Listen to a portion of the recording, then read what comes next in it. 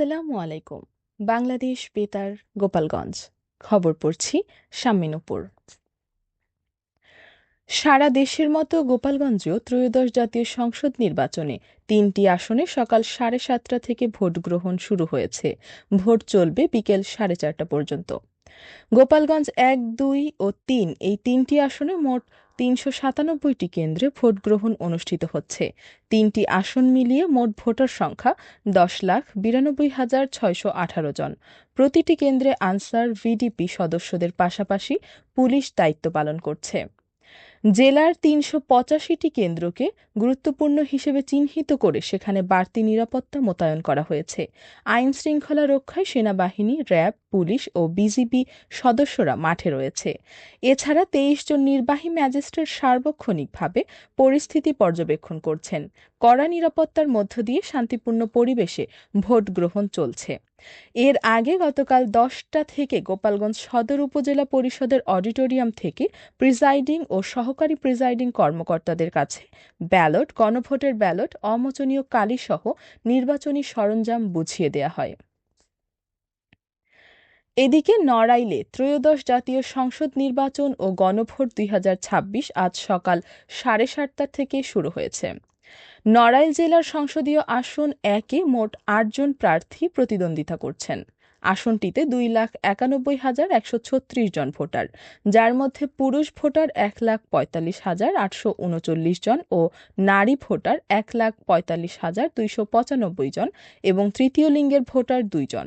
অন্যদিকে নড়াইল ২ আসনে ৩,৮৬,১৬৪ জন ভোটার, এর মধ্যে পুরুষ ভোটার ১,৯০,১২৮ জন ও নারী ভোটার 1,96,032 জন এবং তৃতীয় লিঙ্গের ভোটার 2 জন।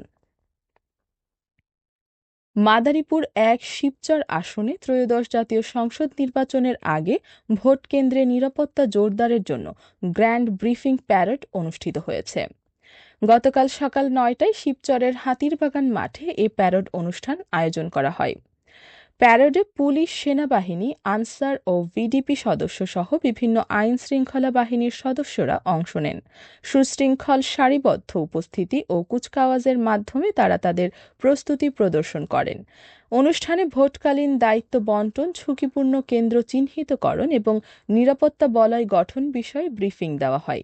টহল ও মোবাইল টিমের কার্যক্রম ও নাশকতা প্রতিরোধে তাৎক্ষণিক পদক্ষেপের নির্দেশনা দেওয়া হয়। প্যারেড পরিদর্শন করেন সেনাবাহিনীর মেজর সিয়াম, অতিরিক্ত পুলিশ সুপার জাহাঙ্গীর আলম, উপজেলা নির্বাহী কর্মকর্তা HM ইবনে মিজান এবং শিবচর থানার ভারপ্রাপ্ত কর্মকর্তা মোহাম্মদ শফিকুল ইসলাম। পরিদর্শন করে জানান, অবাধ, সুষ্ঠু ও নিরপেক্ষ নির্বাচন আয়োজন সরকারের অঙ্গীকার। প্রশাসন ও আইন শৃঙ্খলা বাহিনী সর্বোচ্চ প্রস্তুতি নিয়েছে। ভোটাররা নিরাপদে ভোট কেন্দ্রে গিয়ে তাদের ভোটাধিকার প্রয়োগ করতে পারবেন।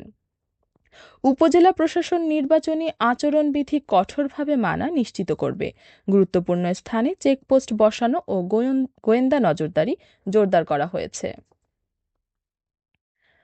মাদারীপুরের বিভিন্ন উপজেলা ও ভোট কেন্দ্রে গতকাল পরিদর্শন করেছেন ইউরোপীয় ইউনিয়নের একটি পর্যবেক্ষক দল। পরিদর্শনকালে ইইউ প্রতিনিধিরা প্রিসাইডিং কর্মকর্তা, নির্বাচন কমিশনের দায়িত্বশীল কর্মকর্তা ও রিটার্নিং কর্মকর্তার সঙ্গেও মতবিনিময় করেন। পর্যবেক্ষক দল ভোটকেন্দ্রের প্রস্তুতি, নিরাপত্তা ব্যবস্থা এবং ভোটারদের উপস্থিতির পরিবেশ সম্পর্কে খোঁজখবর নেন। সামগ্রিক পরিস্থিতি সন্তোষজনক বলে মন্তব্য করেন পর্যবেক্ষক দলের সদস্যরা। ইইউ এর long term observer Eva Molt ও লার্স জিরং ফরডাল জানান, মাদারীপুরের ৩টি সংসদীয় আসনের পরিস্থিতি তারা পর্যবেক্ষণ করেছেন। তাদের ২ সদস্যের দল প্রায় ১ মাস ধরে জেলার বিভিন্ন এলাকা পরিদর্শন করছেন।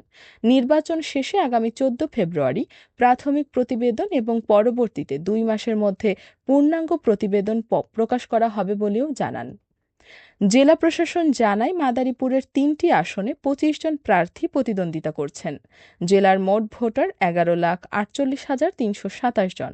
এর মধ্যে পুরুষ ভোটার ৫,৯৫,৩০৮ জন, নারী ভোটার ৫,৫৩,০০৭ জন এবং তৃতীয় লিঙ্গের ভোটার ১২ জন।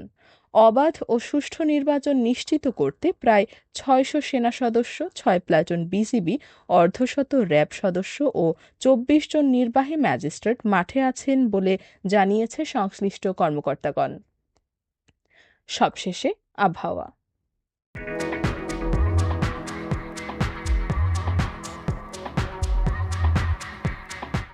আজ বেলা ১টা পর্যন্ত আবহাওয়ার পূর্বাভাসে বলা হয়েছে, দেশের অভ্যন্তরীণ নদীবন্দর সমূহের জন্য কোনো সতর্কবার্তা নেই এবং কোনো সংকেতও দেখাতে হবে না। খবর শেষ হলো। আমাদের পরবর্তী খবর প্রচারিত হবে সকাল ১০টা বেজে ৩০ মিনিটে বাংলায়।